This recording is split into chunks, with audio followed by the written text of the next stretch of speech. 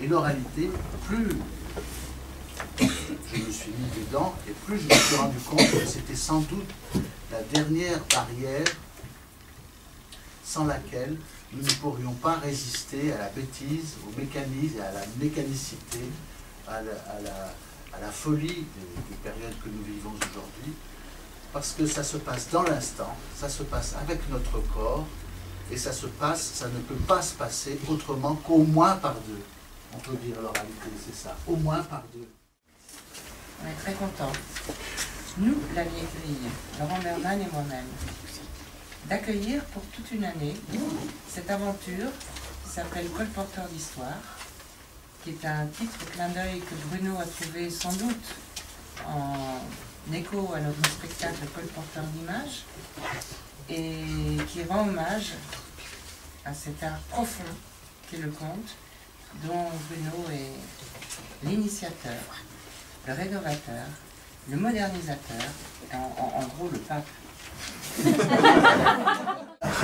Et particulièrement heureux, mais je voudrais quand même qu'ils nous en disent aussi deux mots, de commencer toute cette saison par cette merveilleuse histoire que tous les enfants connaissent dans le film, qui est Peter Pan, raconté par Paul Latour.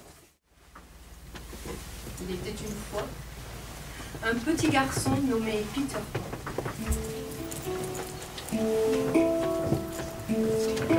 Peter Pan n'était pas un petit garçon ordinaire.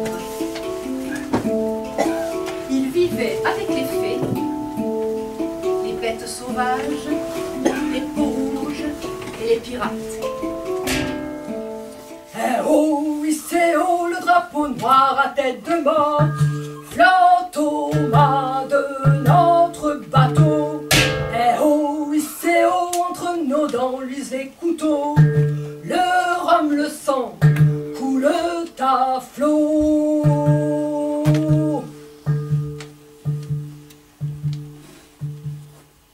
Le capitaine des pirates nommé Jack Crochet. Il était le principal ennemi de Peter Pan. Le sang coula. Crochet, qui ne supportait pas la vue de son propre sang, s'effondra sur le sol, lâcha son épée. Peter aurait pu l'achever, mais il n'achevait jamais un ennemi à terre. Il invita Crochet à ramasser son arme. Le capitaine des pirates s'écria: « Qu'es-tu donc, Pan ? Je suis la jeunesse, je suis la joie, je suis le petit oiseau qui sort de l'œuf. » Crochet, fou de rage, ramassa son épée. Il combattait maintenant comme une faux faite homme. Mais Peter volait autour de lui, tel un grain de poussière dansant dans la lumière. Et il pointait, piquait, pointait, piquait, pointait, piquait sans trêve. Et puis, il y eut la nuit des nuits.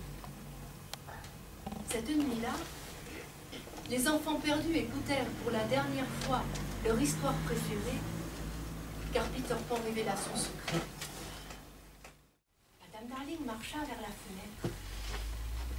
Elle parla doucement à Peter. Elle lui dit que les enfants perdus étaient désormais des petits Darling et qu'elle aimerait bien l'adopter, lui aussi.